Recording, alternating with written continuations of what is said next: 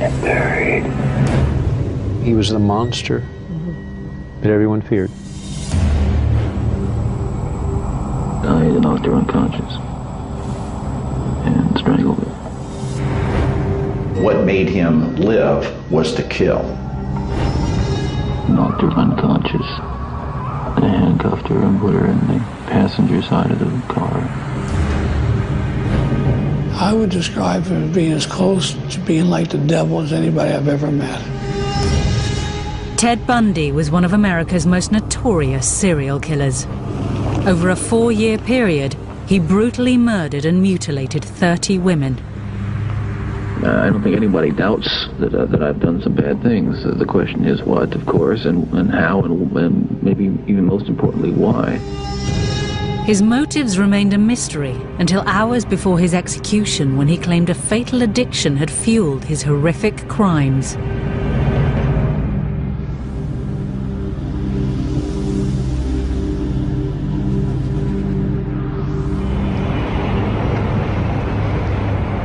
On January the 23rd, 1989, at Florida State Prison, journalists were being shut out of one of the biggest death row stories of the decade. The serial killer Ted Bundy was about to reveal what had driven him to commit some of the worst sex crimes America had ever seen. In 5 cases, he took the girls' heads off and kept them as souvenirs. In one case, I believe he bit a nipple off. He was like a shark, just, feeding in a frenzy. He could look into their eyes, he could hear their last gasp, and actually breathe their last breath as they exhaled.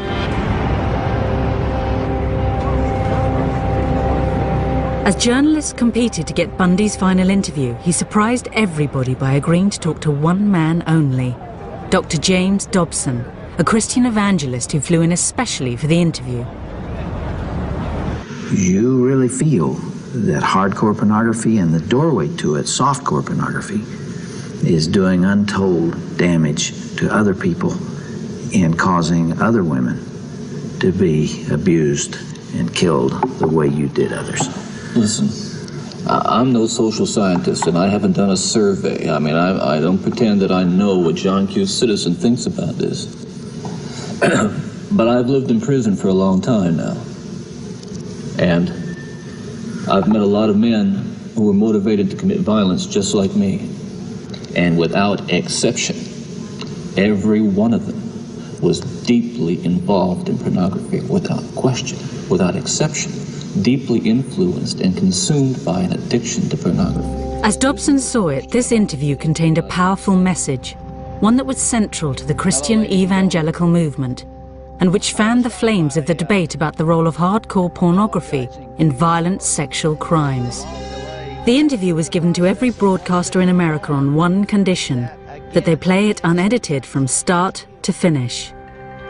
But had porn really been responsible for turning a seemingly all-American boy into a monster? He told Dobson what he wanted to hear, that it was hardcore pornography, violent, hardcore pornography that led him astray. And that's something that I will not allow my industry to take the blame for. I knew what he said was true. Common sense tells you that that type of hardcore material is destructive for young people especially, and it breeds disrespect and violence against women. The interview started a debate that led all the way to the White House, and an investigation into what drove Bundy that would open a chamber of horrors. He wanted to possess them as if he would possess a Porsche or a potted plant. He was basically reconstructing who they physically were.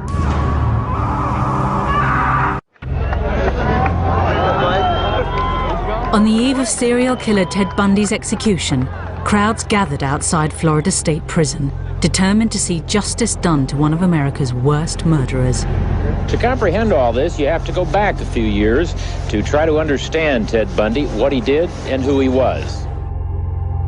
I think Ted Bundy in the United States probably is the standard by which other serial killers are judged. In a 4-year period, Bundy committed a series of vicious killings that horrified the public.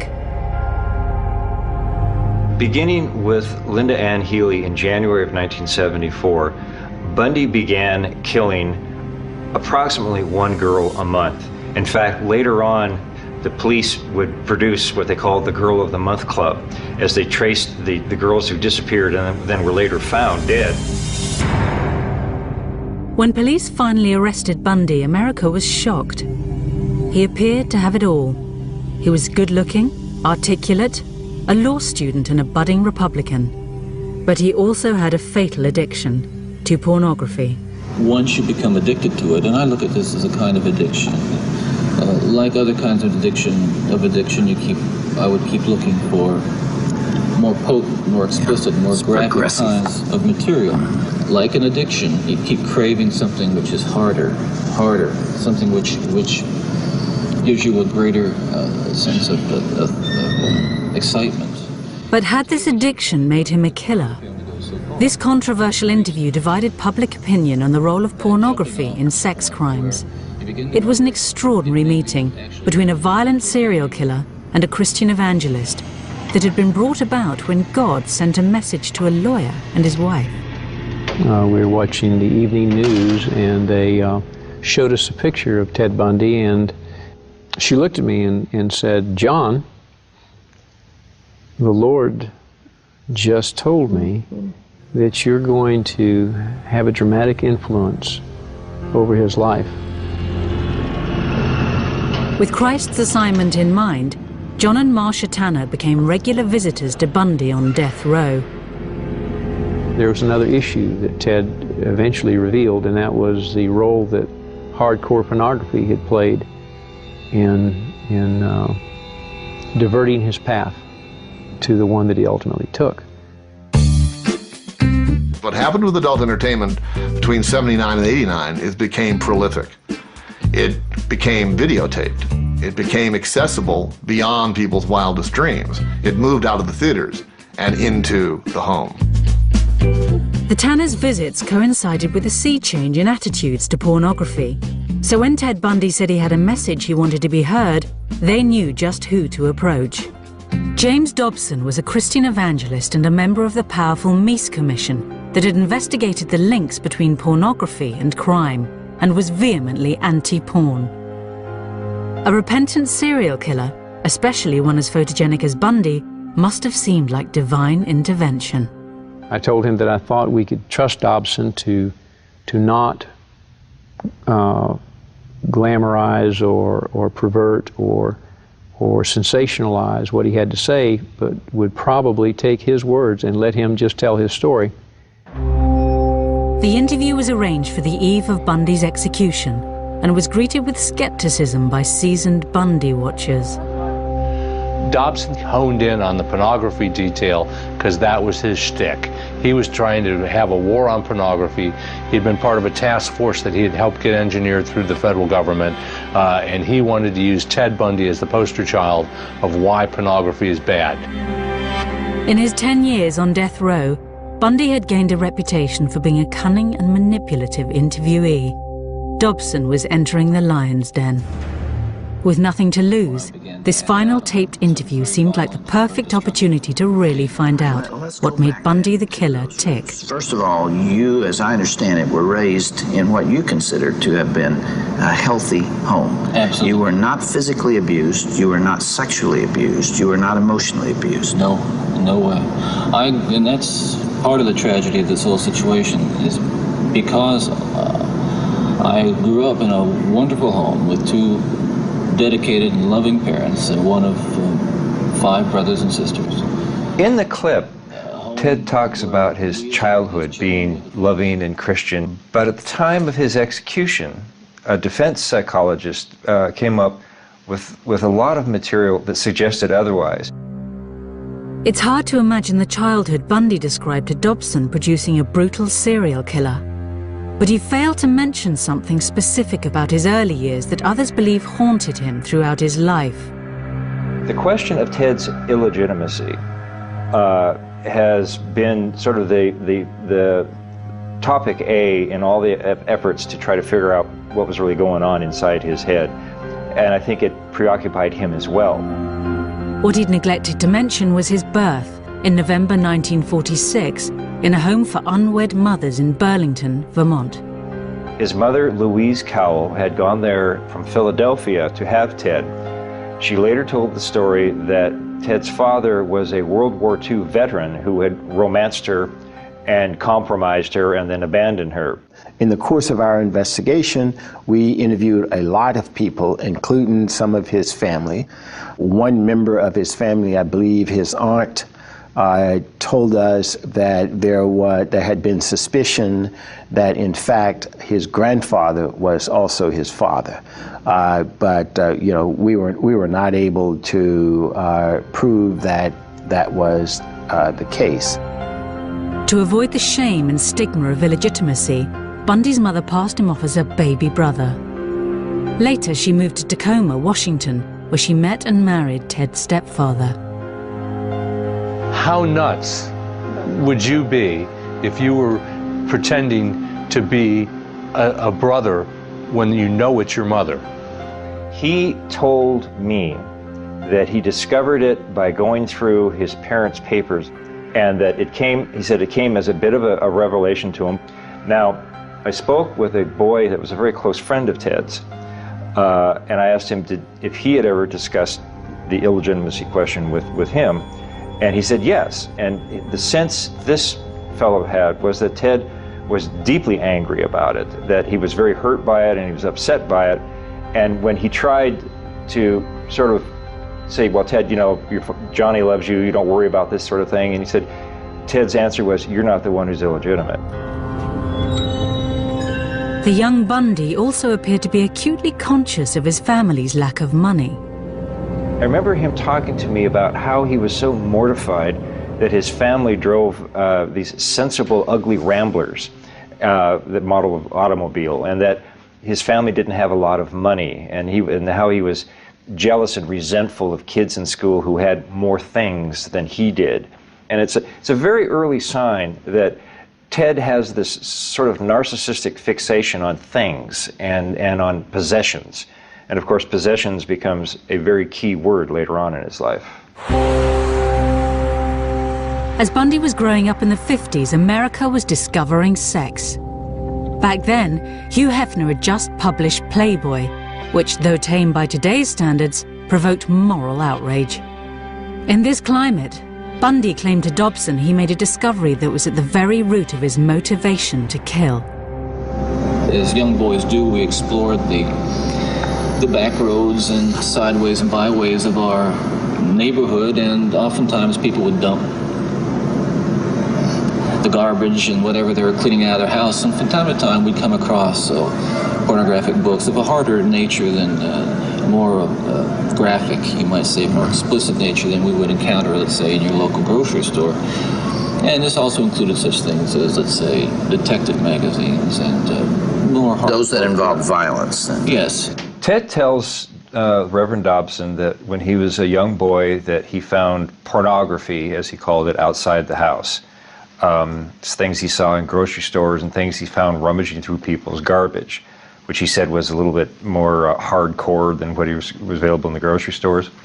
Well, I grew up in exactly the same town as Ted and went into the same kinds of grocery stores that he went into, and there wasn't anything like that on the store's shelves in those days. Playboy had barely been invented. You know, at the time, I thought he was talking about, well, the magazine du jour, Playboy, and some others, but he told me the ones that he found most interesting and compelling were the detective magazines. With their lurid depictions of women in peril, it was violence, not sex, that became the real moral panic of the 50s. The EC comics were extremely graphic to a point that there was always some form of female terrorization. Erotic terror, I guess is what you would call it. It unlocked the zipper of an awful lot of minds, of children and eventually teenagers, until they were banned. Those magazines typically had bondage as the theme of their covers. It would be a woman with handcuffs, or she'd be gagged or something like that, and she would be threatened, mortally threatened on the cover of this magazine, perhaps with some weapon or something.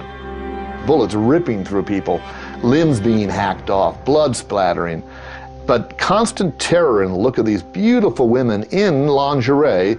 I'm willing to bet that they started to ignite what became a forest fire in Bundy's psyche.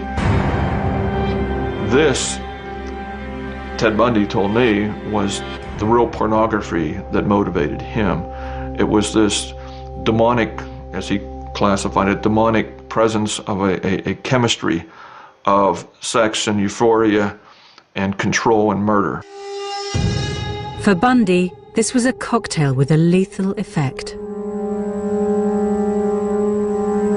It fueled your fantasies, didn't it? Well, in the beginning, it fuels this kind of thought process. Then, at a certain time, it's instrumental in what I would say crystallizing it, making it into something which is almost like a separate entity inside. When Ted talks on the tape about the entity inside him and how his word is pornography fueled this entity, he certainly never in our conversation said that what the entity was interested in was fueled by pornography. He said, I used the word entity in talking to people because I felt that that's what they wanted to hear, that they could accept that they would have extreme difficulty in me just saying, I decided to kill 3 weeks from now, and I've psychologically put it on my calendar, and it was going to happen. He thought that people had difficulty in comprehending that, so he said, I used the word entity or ulterior forces or something like that. It's not uncommon for other serial killers to do that. I've had the opportunity to interview many. The key issue here is that Ted was on this course to behave the way he behaved with or without pornography. Gradually, Bundy started turning his fantasies into a disturbing reality. One night, he gets drunk, and he's had quite a bit to drink, and he's walking down a street, and he sees a woman walk out of a bar, and not even thinking, he follows her. And he follows her to her house, and as she's trying to get in the door, he runs up behind her, and she screams, and he runs away. Again, he's out one night, prowling around. Again, he's had something to drink. Again, he sees a woman. This time, he grabs a stick and comes up behind her and hits her on the head. And then, again, shocked at what he's done, runs away. He gets into peeping, which is one way of getting what he wants, working on, building his fantasies.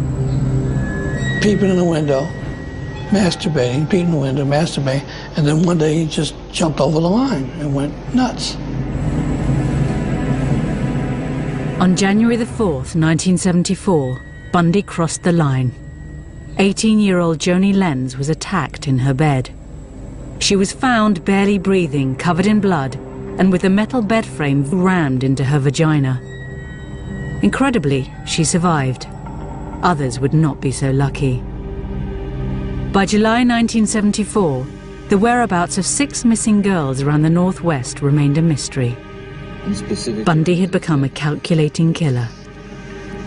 Each time I'd harm someone, each time I'd kill someone, there'd be an enormous amount, especially at first, enormous amount of horror, guilt, remorse afterwards. But then that impulse to do it again would come back even stronger. Now, believe me, the unique thing about how this worked, Dr. Dobson, is that I still felt in my regular life the full range of guilt and remorse about other things, regret and... but you had this compartmentalized... This compartmentalized, very well-focused, very sharply focused area where it was like a black hole. It was like a, like a crack, and everything that fell into that crack just disappeared. I mean, he shocked me at times because he could be so remote from the crimes that he committed. He had so depersonalized these victims. He started laughing at one point when he was talking about Roberta Parks. Just started laughing about her. We learned importance and capability of these killers being able to compartmentalize things so that they can carry out normal lives otherwise, where they're not going to be suspicious. And when anybody finds out that they are a suspect, they're totally shocked that they've got this capability to do that. Ted did not have any guilt. He did not have any remorse. He did not have a conscience. And so when he talks about being, 99% normal and 1% abnormal, it's an ugly joke. He was 100% abnormal. Bundy's seemingly normal life continued. Whilst abducting and murdering young women, he was able to hold down an apparently normal relationship with Liz, a young divorcee. She later testified, though, to an increasingly strange and violent sex life. Liz reported a lot of, unusual behavior. Ted examining her body with a flashlight at one point, him wanting to tie her up. I think she found some pantyhose in his, among his clothes at one point. She once found a big bag or box of keys to all sorts of. She had no idea where all these keys were from, but they probably came from Ted's nocturnal wanderings. She would remember later on him telling her that he had thought about killing her at one point. She would remember to the police that he tied her up on a couple of occasions, so they had bondage sex. Bundy started to enjoy the power he had over his victims. He and I talked about why he killed. He said because possession was at the bottom of his desires. He wanted to possess them, he said, as if he would possess a Porsche or a potted plant. And a memorable quote from Ted that to an FBI agent was, if you have enough time, you can do anything you want to them. In the detective magazines, it seemed Bundy had found the perfect inspiration for his crimes. He reconstructed those magazine covers. Some of the victims were found with their hair styled in different ways than they normally would, or different clothing or different makeup on. He often, after striking and rendering the girl unconscious, would molest them and strangle them simultaneously. And he enjoyed that quite a bit. Bundy's killings continued across the Midwest until his luck ran out, and he was arrested over a failed abduction in Utah. Police raided his apartment, but what they found there and at later locations wasn't exactly hardcore. When we searched his apartment, we didn't really find pornography as such, but what we did come up with in his possession were junior majorette magazines. That's, of course, the young girls in their majorette uniforms. I think that was his form of pornography more than anything. It was just seeing these vulnerable little girls. Bundy was sentenced to 15 years for the kidnapping, but remarkably he escaped and was soon on the run and headed for his most barbaric killing spree yet. This was a vicious animal who was foaming at the mouth when he was inside that house. To the waiting crowds outside Florida State Prison, one of America's most prolific serial killers had become a demon in human form. If anybody deserves to burn, he deserves to burn. He penetrated one of them with a branch. He had bite marks on buttocks. If you took all your horror movies and put them together and got one personality out of them, there he is. To the public, Bundy's murders defied belief, but Bundy himself offered a clear analysis of what had led him to kill. We're talking about an influence that is the influence of violent types of media and violent pornography, which was an indispensable link in the chain of behavior, the chain of events that led to the behaviors, to the assaults, to the murders, and what have you. Bundy's calm appearance and apparently rational analysis belied a state of mind capable of carrying out a final, terrible killing spree. He was on the run and a changed personality. Taking a room at a boarding house just minutes away from a university campus, Bundy was surrounded by young women. When he got to Florida, he felt that he was regressing. As he said, I started to deteriorate. He reverted once again to burglaries, being a peeping Tom, all of those things that he started doing prior to him becoming a murderer. And then he recognized full well that he had gone into what he called his barbaric state. The killer struck first at the Chi Omega sorority house. He clubbed and then strangled to death 20-year-old Lisa Levy and 21-year-old Margaret Bowman. At least one of them was raped. The killer came in from the night and then returned to it with an ease that has so far baffled police and left most co-eds here terrified. So when Bundy left the Chi Omega house, he took off down this street and then turned down this corner here. He traveled maybe 3 blocks. And I imagine he was pretty much in a frenzy. The frenzied attacks at the sorority house marked a dramatic change in Bundy's deteriorating mental state. There would be one final victim. In the interview with Dobson, even Bundy himself appeared remorseful and unable to explain this last killing. One of the final murders that you committed, of course, was apparently little Kimberly Leach, 12 years of age. I think the public outcry is greater there because an innocent child was taken from a playground. What did you feel after that? Were there the normal emotions 3 days later? Where were you, Ted? I can't really talk about that right now. Police at the time of Bundy's arrest recall him being anything but remorseful. When we showed him the picture of Kimberly Leach, the 11-year-old girl that he tragically took the life of, he threw the picture down and said, "What you don't understand is I am the cold-blooded son of a bitch you'll ever meet." He was trying to show us that it didn't bother him. The manhunt to find the killer ended when Bundy was arrested in a small town on the Florida coast. At the time of his capture, his mental state shocked police.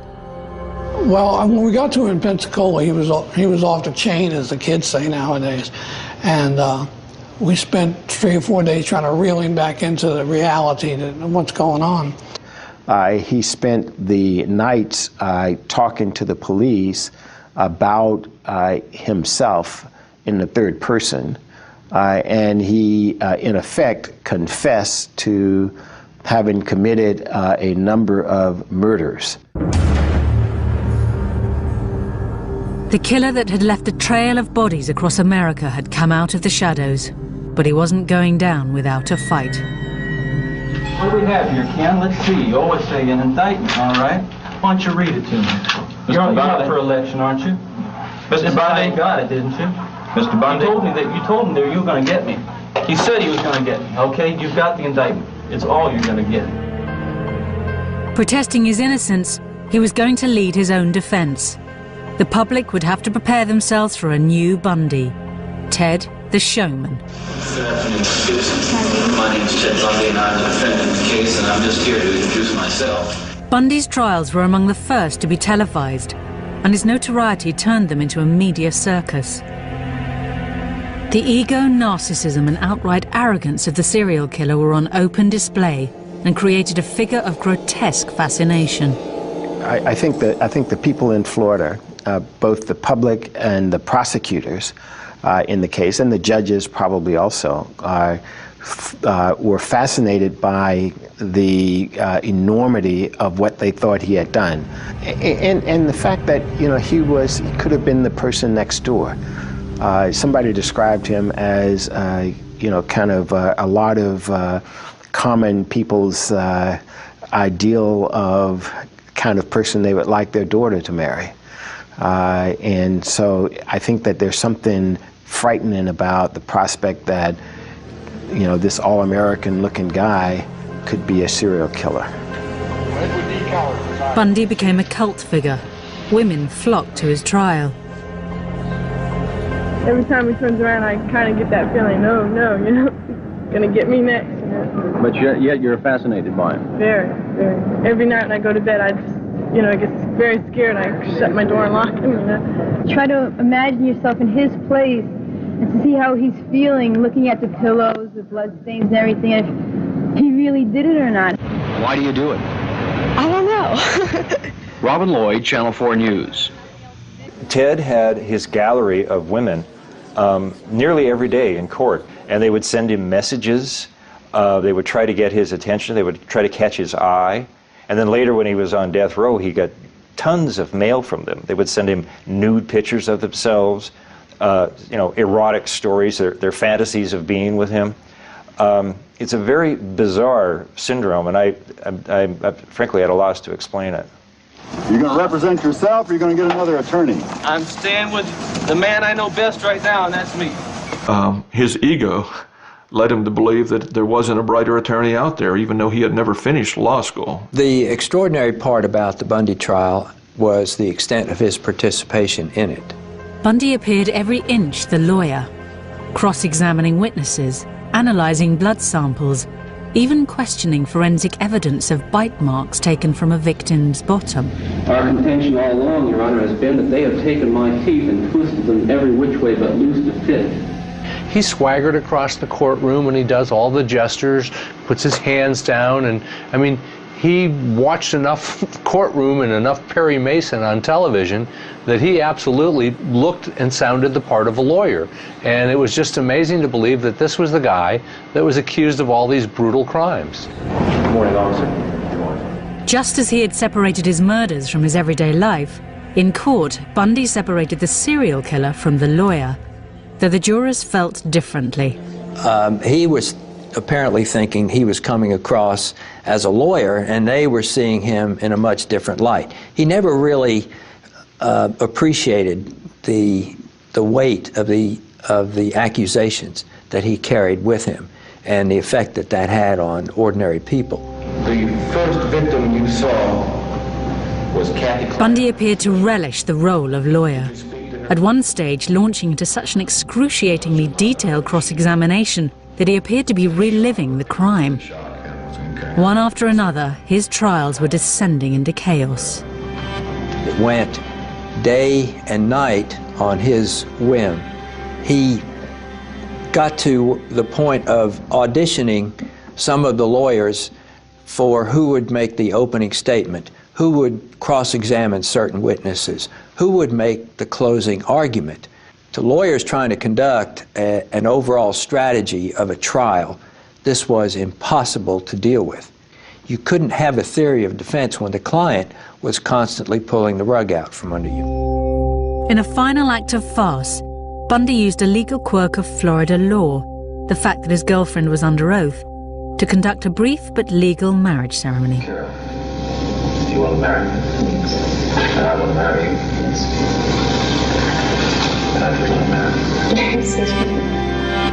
Here again is the difference in Ted as a defendant who doesn't see the significance of what he's doing to the jury, and Ted, the supposed lawyer in the case. I guess to Ted, it felt or made it seem that he was humanizing himself. But it looked like a trick. To me, it looked like a trick. Maybe he didn't care how it would look to a jury. Wedding or no wedding, the jury was in no doubt. Therefore, it is the sentence of this court as to count one of the indictment that you, Theodore Robert Bundy, be adjudicated guilty of murder in the first degree, and that you be sentenced to death for the murder of Kimberly Diane each. In the 10 years that Bundy spent on death row, books and films vied to explain what had motivated the seductive serial killer.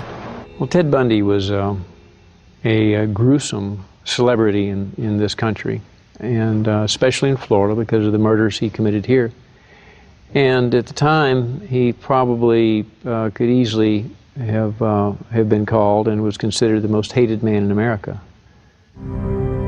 As his appeals ran out, a demonized Bundy began thinking about how he would be remembered. You know, I make no bones about it. I am looking for an opportunity to tell the story as best I can in a way that makes sense to me and the way that'll help not just you or the families, but that's very important, but also to help my own family. You see, I saw the look in my stepson's eyes yesterday, and to see the look in his eyes confirmed my worst fears. See, he said, "Could you?" He was just absolutely astounded. He couldn't understand. He was writing me questions, just furiously writing questions. I could see that that he was, how really bewildered he was, and I need to give him a chance to know, and others a chance to know what was really going on, what it was really like for me. He wanted to create a legacy for himself that was something other than murder. He wanted people to see that there was another side of him, and that this other Ted had done things that were socially valuable and that were redemptive in some way. The interview with James Dobson gave Bundy a unique opportunity to offer himself up as a stark warning to society, framing his crimes against the backdrop of a young boy fatally corrupted by pornography. Those of us who have been so much influenced by violence in the media, in particular pornographic violence, are not some kinds of inherent monsters. We are your sons and we are your husbands. And we grew up in regular families. And pornography can reach out and snatch a kid out of any house today. It snatched me out of my home 20, 30 years ago. Towards the end of the interview, Ted sort of begins to catch on to what Dobson wants him to say, and you notice that he issues these dark warnings about all the other the other minds out there that are being polluted by what they see on cable TV, and what he's arguing is that the individual responsibility to be a citizen, to not be sociopathic, to actually be empathetic and have a conscience can be undermined by dirty pictures, and it simply is not true. Well, I believe Bundy was used as a weapon by the right-wing, conservative, very religioso, might even call him religious mafia, who decided to use him because he perpetrated sex crimes. And the minute the word sex rears its empty head, you can blame it all on the adult entertainment industry. So Bundy becomes their banner. He becomes their bloody flag to wave into the face of all these people who, because they're watching adult material, might become future Bundys. What a crock of shit. Porn as a source of inspiration or pushing these guys along, as Ted tried to say, is you have to be very careful about that, because one man's pornography is another man's bore. And the stuff that Ted read would not interest another separate offender because he had a whole separate group of fantasies that he's feeding. Plus, pornography is not necessarily sexual violence that you might find prepackaged in a magazine or in a video. When you really examine the psychology of the aberrant offender and where they go to look for things that interest them and help ratify their needs and all that, it's not necessarily what you would think. When Ted was arrested, for instance, he had a bunch of cheerleader magazines in his car. And this was deep, deep, deep into his psychopathology. It's at the end of it, when he was still looking at magazines that 12-year-old girls get in the mail.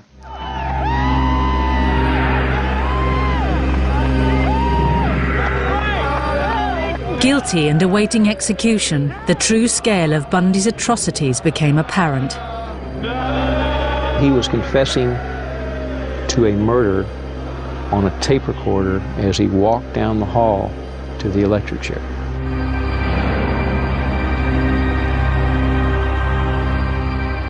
He learned that his appeal had been turned down about midnight. I understand he received a call from his attorney, Paulie Nelson. Prison officials are now preparing to shave his head and prepare him for execution at 7 o'clock.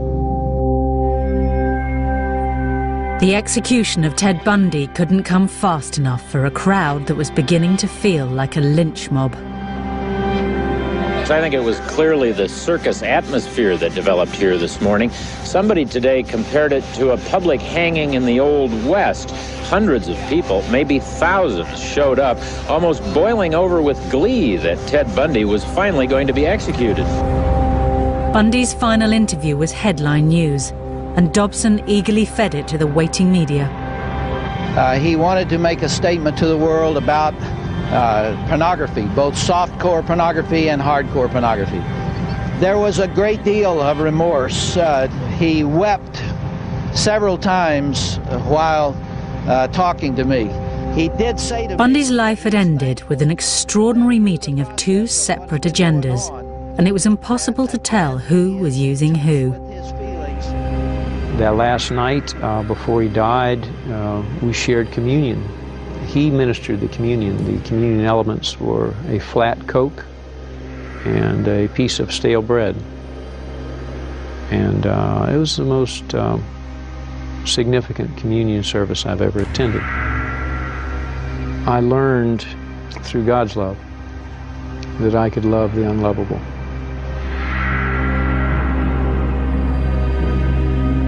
Bundy was suspected of having killed 30 women, but by the time police and FBI finished questioning him, that figure was closer to 100.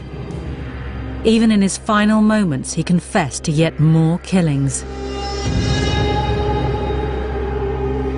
He was confessing to a murder on a tape recorder as he walked down the hall to the electric chair. I knocked her unconscious and strangled her and drug her into 10 yards into the small grove of trees that was there. Somewhere around 6:20 or 6:30, the lights in the prison went off, and that's the sign when they switched to the generator. At some point, they brought Ted in, and he was being supported by the guards. Sort of walked in. And his knees just buckled. I mean, the guards had to hold him up. And then he sort of got his composure back a little bit right after that, and he sat down. They then began to prepare him for the execution, strapping him in. And he looked at everybody in the room, one by one, went through everybody's eyes, trying to see who he knew or who he remembered. And the only person he smiled at was the prosecutor, and it was kind of, hi. And then they put the headgear on, put the mask over his face, and executed him. And you see the body tense up like that, and then it sort of loosens up. And then after a little while, it'll tense up again when they hit him with the second jolt of electricity. There is a smell of burning flesh in the room, and just a light wisp of smoke from the leg, as I recall. He's gone! He's gone! He's gone! Yeah! He's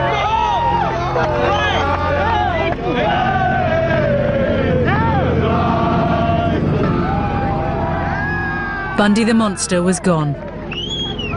Florida had waited 10 years for its revenge. In the days after his death, one question went to the heart of Bundy's killings. Ted, what would your life have been like without that influence?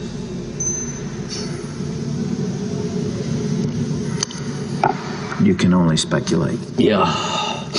Well, I know it would have been far better, not just for me, and excuse me for being so self-centered here. It would have been a lot better for me and lots of other people. I know that. Lots of other innocent people, victims and families. It would have been a lot better. There's no question, but it would have been a fuller life. Certainly a life that would not have involved, I'm absolutely certain, would not have involved this kind of violence that I have committed. He starts out by saying, pornography didn't make me do it.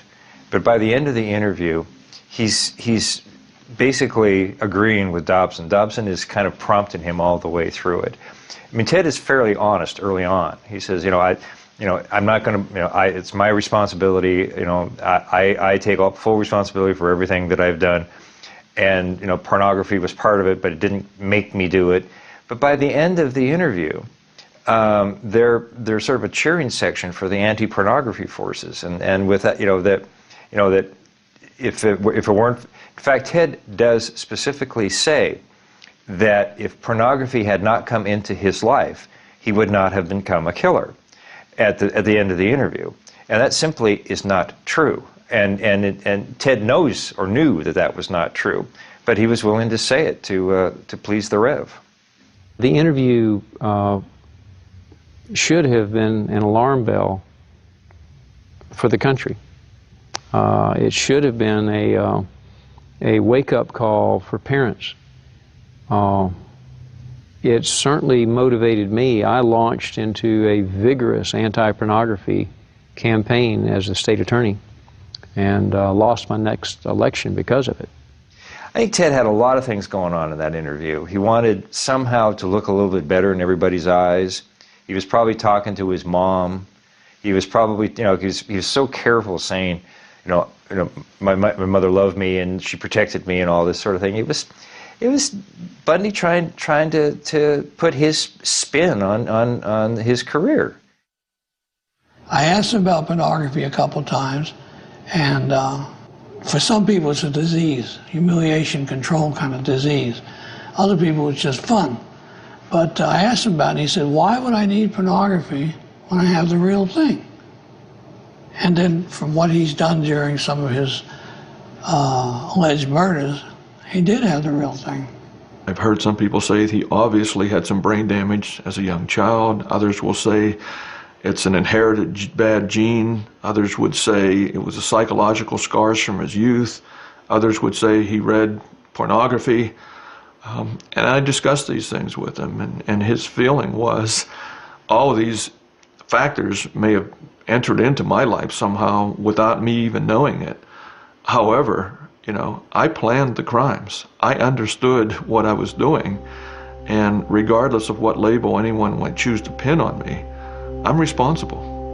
I'm not proud of it. I wish it didn't happen, but it was my decision.